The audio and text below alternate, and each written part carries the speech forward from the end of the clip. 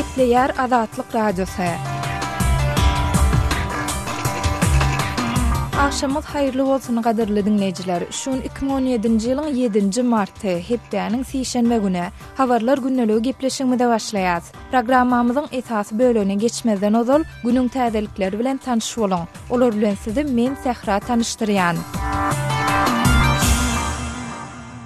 Iran howpsuzlyk güýçleri ýurduň merkezi bankynyň Mosuldaky esasy şahamçasyna şolsandy İslam döwleti söwüşçi topar tarapyndan esasy Qaziýet sudy hökmünde peýdalanýan binany ele saldylar diýip Irak harbylarynyň metbuat wekili aýtdy. Gürüň edilen sud ýowuz hökümleri çykarmakda tanalýady. Olaryň arasynda tutsaklary daşlamak, olary jaýyň üçeginden aşakdyňmak ýa-da adamlaryň elini kesmek ýaly çäreler bar. Agdalyan Bank 2014-nji ýylda İslam döwleti topary Mosuly basyp alanmak haly talanypdy. Dün giýjäň ýary Iran ýörüýte güýçleri Mosulda esasy hökümet binalarynyň şolsandy merkezi bankyň şahamçasynyň we Qaziýet sudynyň ýerleşýän ýerine reýd geçirdiler diýip 7-nji martda podpolkownik Abdel Amir Al Muhammadawi aýtdy. Reýdler 1 saat çemesi dowam etdi. Olar Daesh toparynyň onlarça agzasyny öldürdiler diýip Al Muhammadawi belledi. Russiya neft we gaz puda boýunça Birleşen Ştatlaryň kompaniýalary bilen hyzmatdaşlyk etmäge we investisiýalary açyk diýip Rus energetika ministri Aleksandr Novak aýtdy. Novak 6-njy martda Houstonda geçirilen energetika konferensiýasyna çykyş edip, dünýäniň iň uly neft öndürjüsiniň öz kontinental şelflerinde şolsandy Arktiki giňişliginde täze neft ýataklarynyň üstüni açmaga henis hem uly potensialy bar diýdi. Şuňky gün dünýä bazarlarynda neftiň bir barreli 50-60 Amerikan dollaryna barabar mahaly Russiýada düşöntilik paýy dünýädäki iň ýokary derejeleriň arasynda diýip Novak belledi. Şeýle-de ol TASS habar agentligine beren maglumatynda agdalyan konferensiýada Rus neft we gazyna maýa goýmak bilen gyzyklanýan 13 sany global fondy bilen duşandygyny aýtdy.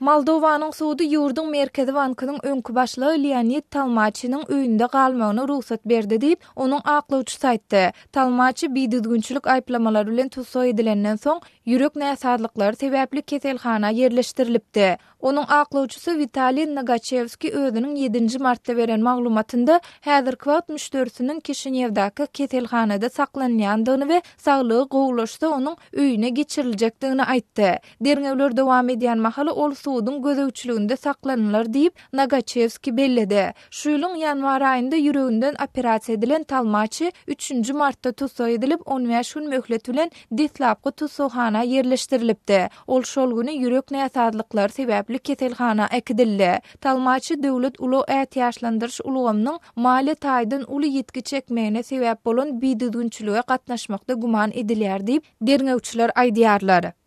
Geçen hepde Birleşen Ştatlara ýürüýte immigrasiýa wizasy bilen sapar eden soň Los Angeles şäherinde tutsak edilen owgan maşgalasy 6-njy martda azatlyga goýberildi diýip hökümet resmiýleri aýtdylar. Bu maşgalanyň aklawçylary 2-nji martda Los Angeles halkara aeroportunda 3 şaganyň hemde olaryň ejesi we kakasynyň näme sebäpden tutsakhana ekdilendigi henis hem nämälim bolmagyna galýar diýdiler. Emma aklawçy Robert Blum bu tutsak edilmeleri Birleşen Ştatlaryň immigrasiýa häkimetleri tarapyndan edilen ýalňyşlyk diýip häsiýetlendirdi. Gürüň edilen maşgala Los Angeles şäherine barandan soň Washingtona uçmak we şol ýerde galmagy planlaşdyrýardy. Emma olar Los Angelesda Birleşen Ştatlaryň gümrük we serhedi gorama gullugynyň agentleri tarapyndan tutsak edilipdiler.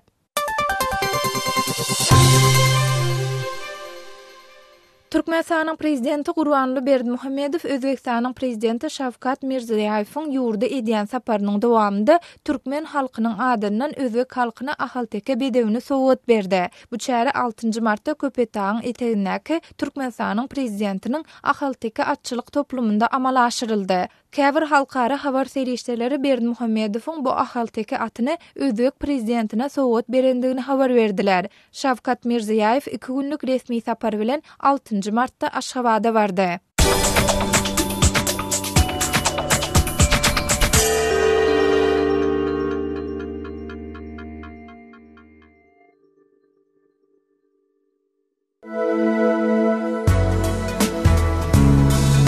Adatlygy isleýän wagtyňyz isleýän ýeriňizde dinlemek isleýäňizmi? Munuň üçin SoundCloud tilsiminde Adatlyk radiosyny tapyň we ýazylyň. Adatlygyň maglumatlaryny ilkinji bolup dinleň. Play Store'dan ýa-da iTunes'dan SoundCloud'un tilsimini indirmek ýatdan çykarmaň. Adatlygy SoundCloud tilsiminde Adatlyk radiosy ýazyp tap bilersiňiz.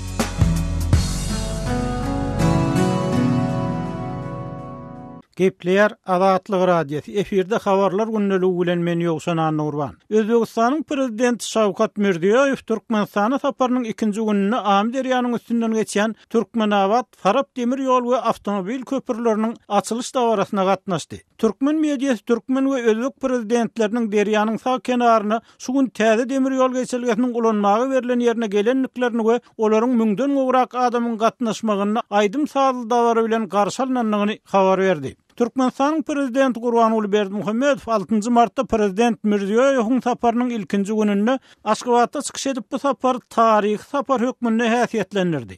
Prezidentler bilelikdäki beýannama we Türkmenistan bilen Özbegistan Respublikasynyň arasynda strategik hyzmatdaşlyk şertnamasyna gol çekdiler.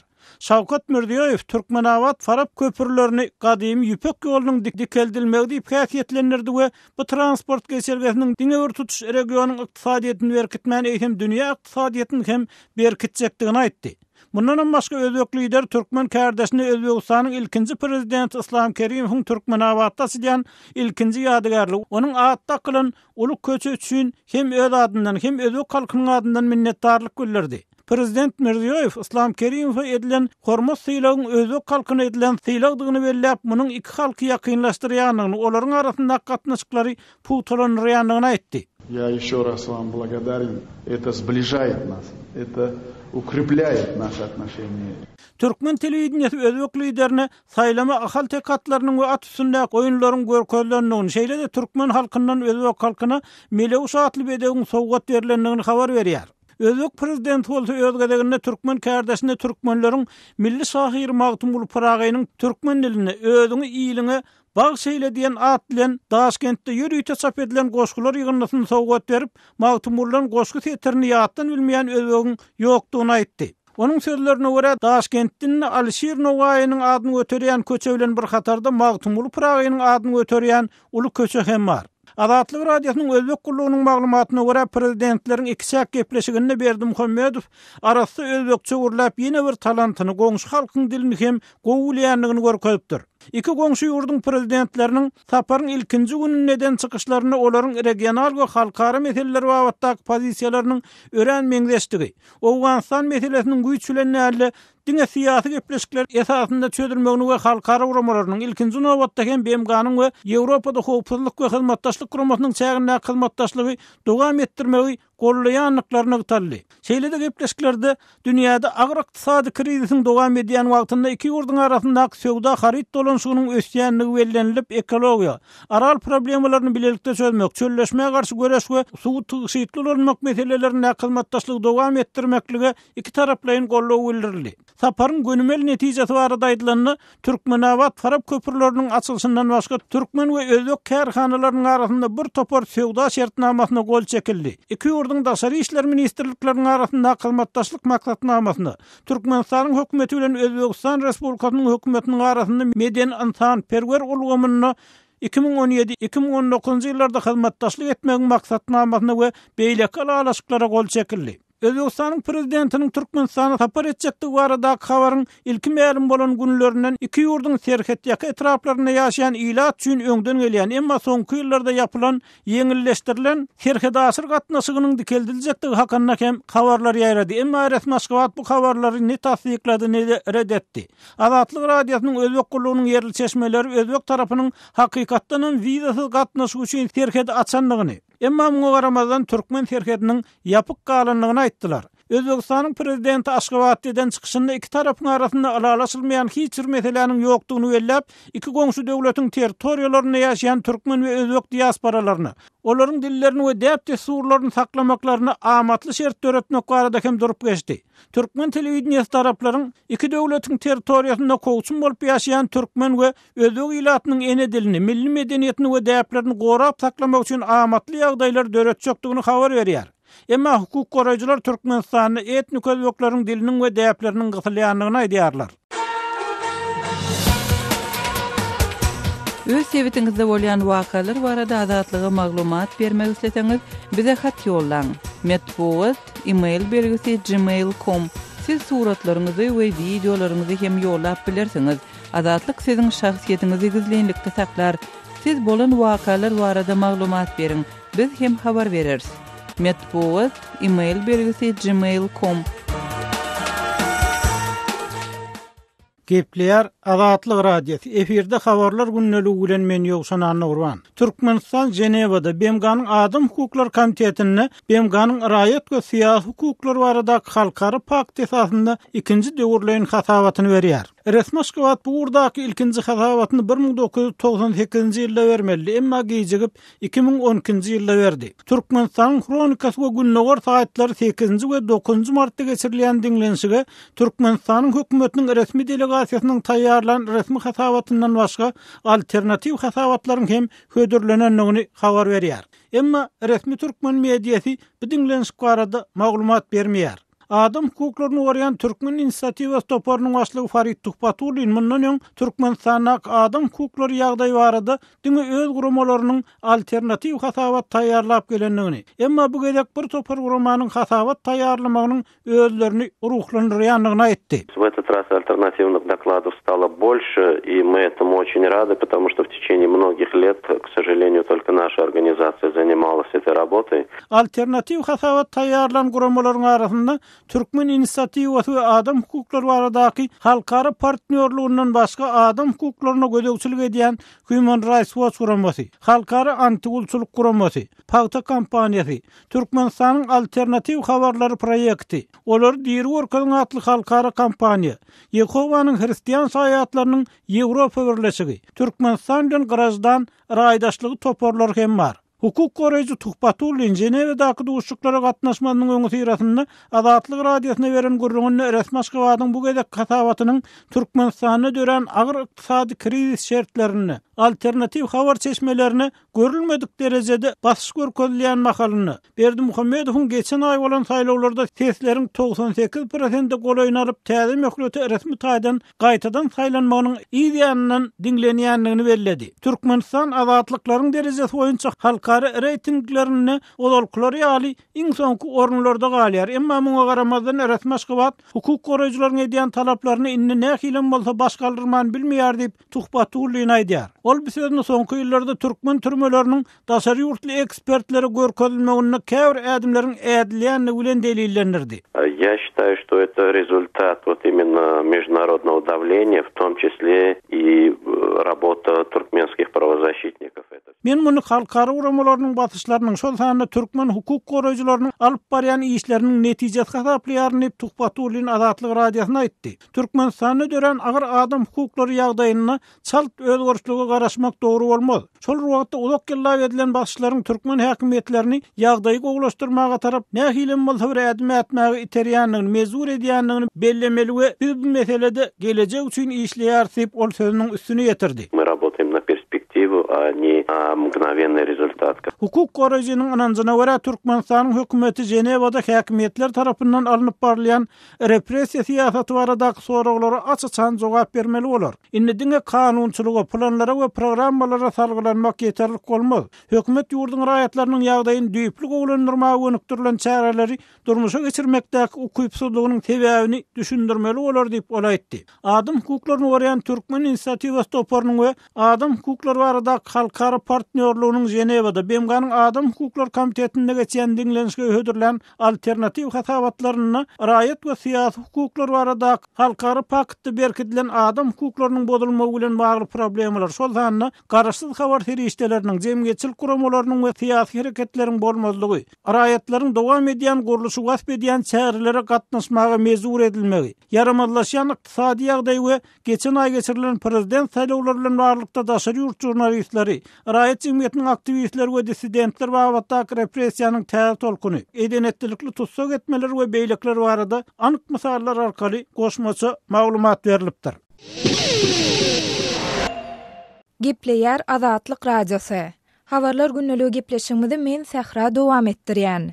Türkmenistanda plastik kartlardan yurdun daşyna peýdalanmak düzgünlerini täze çäklendirmeler girdildi. Azatlyk radiosynyň Aşgabatda habarçylarynyň daşary ýurtlara iş sapary ýa-da sowda satuw üçin gidýän türkmenistanlara salgylanyp aýtmagyna görä, inni bir aýdan gowrak wagt bäri plastik kart ulanjylary daşary ýurt valutasyny nagtlaşdyrmak barha kynlaşýar. Täze girdilen çäklendirmelere laýyklykda daşary ýurtlara sapar edýän türkmenistanlaryň her biri öz ýany bilen diňe bir sany plastik karta ekidip bilýär. Şeýle-de olardan Aşgabatyň aeroportunda bilet we pasport barlyklaryndan geçen soň öz ýany bilen ekidýän plastik kartyny migrasiýa gullugynda hasaba aldyrmak talap edilýär. Aýdylmagyna görä, diňe şondan soň raýatlar daşary ýurtlarda öz plastik kartlaryndan peýdalanyp, ondan nagt dollar alyp bilýärler. Hasaba alınmadyk plastik kartlar bolsa daşary ýurtlaryň bankomatlarynda ulanyp bolmaýar. Mundan öň Türkmenistandan daşary ýurtlara sapar edýän raýatlar öz ýanlary bilen islenlik mukdardaky plastik kartlary alyp gidip, şol kartlardaky pullary, ýagny dollary daşary ýurtlardaky bankomatlarda nagtlaşdyryp bilýärdiler. Şeýle-de olary aeroportdaky migrasiýa gullugynda hasaba aldyrmak hem talap edilmeýärdi. Sowdagärleriň käbirleriniň aýtmagyna görä, bu daşary ýurtlara sowda satuw üçin gidýän adamlar hemde yurt raýatlaryna ören amatlydy. Sebäbi mundan öň käbir adamlar özüniň manat geçirilen plastik kartlaryny daşary ýurtlara gatnaýan dogan garandaşlaryna berip, onnaky pulu dollarda nagtlaşdyryp getirmek soraýardylar. Bu bolsa inni bir ýyla golay wagt bäri ýurtda dollaryň resmi ýagdaýda satylmaýan wagty raýatlaryň özüne gerek mukdardaky dollar edinmeginiň ýeke-täk ýoludy. Häzirki wagt Türkmenistanyň migrasiýa gullugynyň resmileri we media serişdeleri täze girdilen çäklendirmeler we onuň sebäpleri barada halk köpçüligine anyk düşünürşýärdi, maglumat bermeýärler. Emma bu Türkmenistanda plastik kartlardan yurdun daşynda peýdalanmak düzgünlerine girdilen çäklendirmeleriň ilkinjisi däl.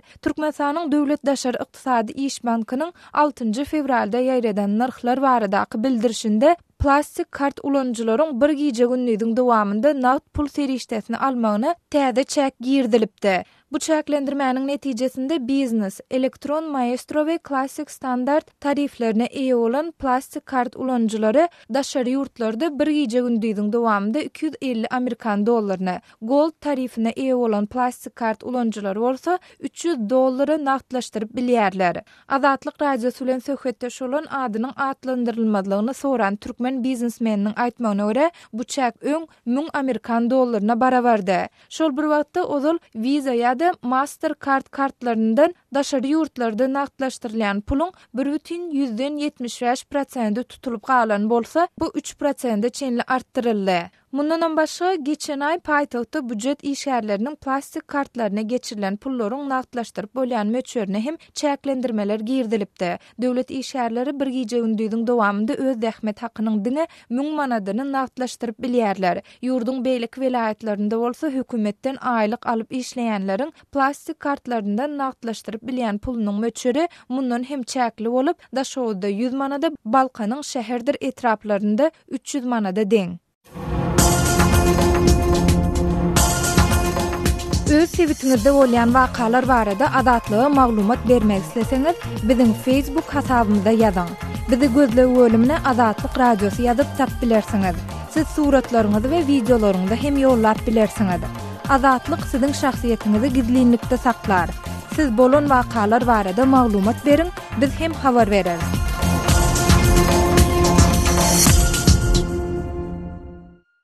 Gepleýär Azatlyk Radiosu. Habarlar günneligi gepleşigimizi dowam etdirýäs. Türkmenistanda döwlet budjetinden aýlyk alýan zenan işgärlere, studentlere, mekdep okuwçylaryna we çağlar bagynyň gyz çağlaryna 40 manat möçberinde prezidentiň sowgady gowşuruldy. Türkmen telewiziýasynda 5 Amerikan dollaryndan gowrak pul serişdesini aýal gyzlaryň we çağlaryň maňlaýyna silip alýan pursady görkezildi. Şol bir wagtda döwlet edara kärhanalarynda işlemeýän käbir aýal gyzlar inni ençeme ýyl bäri amal aşyrylýan bu tejribäniň çäginde özlerine hiç ýyl pul sowgady berilmeýändigini aýdýarlar. Bu barada Mar welaýatynyň Türkmenhala etrafyndan 45 ýaşyndaky kärenneçi aýna gözel Türkmenistana habarçymyz Soltan Açylywa gurrun berdi. Näsil kärende çöküminde döwlet syýlaklarynyň, döwletiň zenalary etýän syýla hormatlarynyň näme alyp gördüňiz? Ine bizde Türkmenistana aýal gyýlan bayramçylygy bolýar, 8 mart bayramçylygy. Sonra hökümeti isini isleyen ayal gıylanmada soğut verýärler. Mektebi gitýän gyýjagaldamda berýärler, mektep okuwçylarymyzy alýarlar. Sağalar wagyn nidetilýän sağaçyklamada berýär gyýjagaldamda. İsker bolsa berýärsen, hökümet isini isleyen gelin gıylan hemmesine barşa 40 manattan soğut berýärler. Ýöne potrotçy gelin gıylanmada ýok da sol.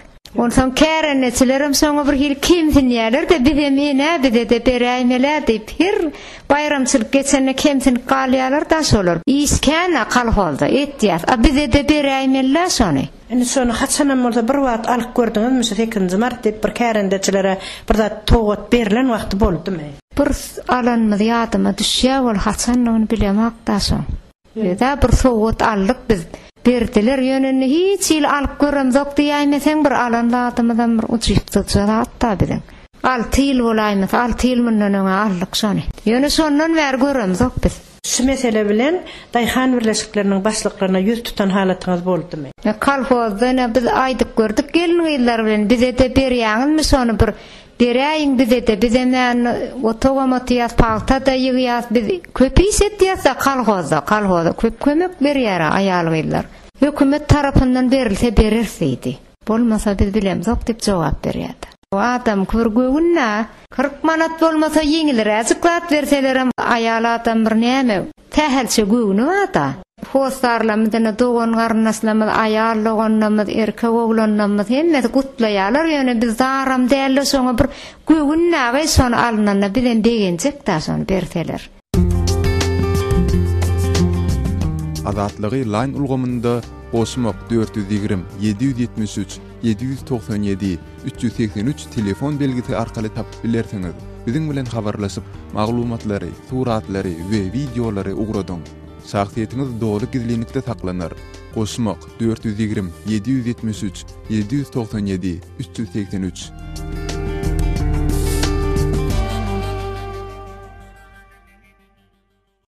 Gepler Azatlyk Radiosu. Hormatly dinleýijiler, eferde siz bilen men Hudaýberdi Hally. Aşgabatyň awtologlary, adamlary sergizdan edýär. Şu maglumat bilen habarlar gündeligimizi dowam etdirýäris. Aşgabat şäherinde ýollaryň rekonstruksiýasy bilen bagly soňky bir aýyň dowamynda jemgyçilik awtologlarynyň gatnawy juda ýaramalaşdy.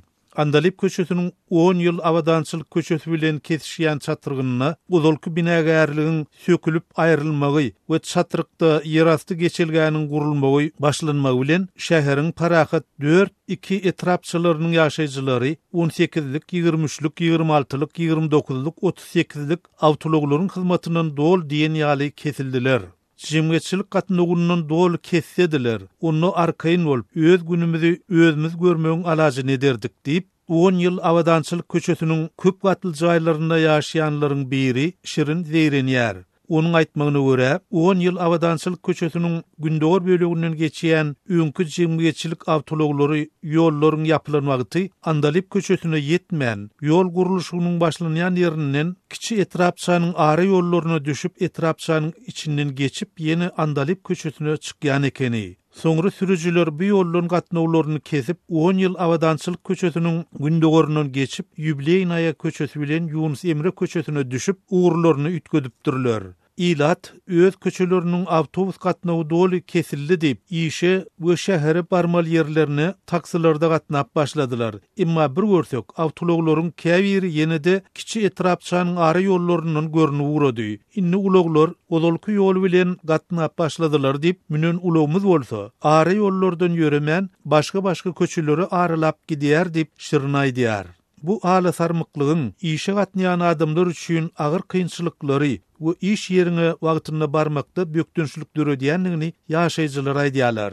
Her gün taksa pul berip durmagym aňsat däl. Emma awtologlaryň nireden gidip nireden çykýanlygyny düşünmeseň, ýene-de taksilary el galdyrmaly bolýarsyň diýip bir ýaşaýjy nägileligini bildirýär. Durulgoda duransyň, emma garaşýan belgili awtobusyň sagatlabam gelmeýär. Özüňe gerek awtobusyň ýöreýän ýoluny öwrünendirin diýip başga durulga bararsyň. Garaşýan awtobusyň ol ýerden hem eýýäm ýoluny ütgedendir diýip durulgada duran ýolagçylar bir-birine ardyna aýdýarlar. ýagdaýyň diňe parahat massivine däl, şäheriň beýleki ýerlerine de şeýledigini ýolagçylar aýdýarlar. Her 20-25 minutdan gelýän awtobusyň indiki biriniň gelerini garaşy ber. Ol bolsa öňkü uruw bilen gelmän, başy uğra sowulyp gider. Awtologlar adamlary sergezdan edýär. Awtologlaryň sürüjülerinden sorasyň, bize belli ýerden ýöremäge awtoparkyň ýollaşylary görkezme beren oklar.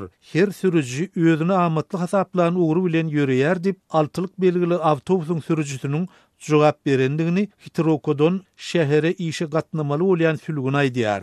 Halturin köçesi bilen Sevastopol köçesiniň çatyrgynynaky durulgoda awtobusa garaşyp duranlygyny, emma şor garadamak tarapdan gelýän altylyk belgili awtobusyň uzulky ýol bilen göni ýöremän Sevastopol köçesine sowlanlygyny bir ýolagçy aýdýar. Şol bir wagtda ýurduň mediasyna uly köçeleriň ýapylýanlygy we jemgyçilik transportlarynyň ugruny üýtgedýänligi bilen bagly ilat köpçüligine hiç hili maglumat berilmeýär. Gepleýär Azatlyk radiosu. Hormatly radio dinleyijiler, habarlar günneligi gepleşigimizi Azatlyk radiosynyň Türkiýedäki habarçysy men Döwlet Baýhan dowam etdirýän. İstanbul'da su kanalyna ýykylan türkmenistanyň agyr ýaralandy. İstanbul'un Çekmeköy diýen ýerine gaçyran mobil telefonuny almak isleýän haly su kanalyna ýykylan türkmenistanyň agyr ýaralandy. Alınan maglumata göre İstanbul'un Şile avtomagistralının Kemerdere çatırygynyň goloýunyna ýollaşlary bilen ýörep barýan Türkmenistanyň raýaty Ruslan Seyitcan mobil telefonuny ýoluň arasyndaky su kanalyna gaçyrýar. İstanbul'da üşýän ýagyn suwunyň aktyrylmagy üçin ulanylýan 10 metr çoňlukdaky kanallan telefon almagynyň şan Türkmenistanyň Seyitçanyň aýagy taýyp ýykylýar. Raýatlaryň habar bermegi bilen wakaň bolan ýerine gelen halat ediş topary bilen tiz kömek gullugynyň işgärleri aýagy döwlenme kellesinden yaralanan Seyitçana ilkinji kömegi su kanalynyň içinde berýärler. Türkmenistanyň Seyitçany soň halat ediş gullugynyň krany bilen kanaldan çykaryp halat edýärler. İstanbul'un Ümraniye Ilmi Barlyk Hasanasyna äkidilen agyr ýaraly Türkmenistanyň raýaty Seyitçanyň bejergisi dowam edýär. Ümraniye Ilmi Barlyk Hasanasynyň sekretary Zenan we metbuatdan jogapkary işgäri Azatlyk radiosu bilen telefon arkaly bolan gürrüňdeşlikde ýaraly Türkmenistanyň raýaty Seyitçan barada Saglyk saklaýyş ministrliginiň ýürütýär usulda bolman maglumat berilmeýändigini bildirdi. Şeýlelikde Azatlyk radiosyna agyr ýaralanan Türkmenistanyň raýaty Ruslan Seyitçanyň ýagdaýy arasynda we Türkmenistanyň konsullugynyň onuň bilen aratnaşaga geçip geçmänligi arasynda jikme-jik maglumat almak başartmady. Ýeri gelenine belläp geçsek, Türkiýe türkmen migrantlarynyň agdyklyk edýän esasy ýurtlarynyň başyny çekýär. Olar barasynda Türk mediasyna ýygyderli dürli maglumatlar ýaýradylýar. Türkiýedäki türkmen migrantlar barasynda Türkmenistanyň metbuatynda bolsa hiç hili maglumat berilmeýär we Türkmenistanyň ilçihanasy olaryň migrant dälle gezmäge gelen türkmen raýatlaryny öňe sürýär.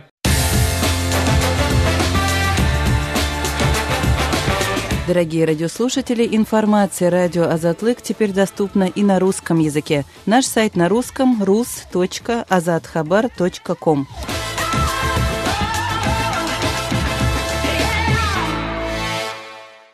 Hormatly dinleyijiler, şunuň bilen habarlar günneligi gepleşigimizi geçirip otarýar. Saatlar ketmeden soň programmamyzy gaýtadan ýazgyda dinläp bilersiňiz.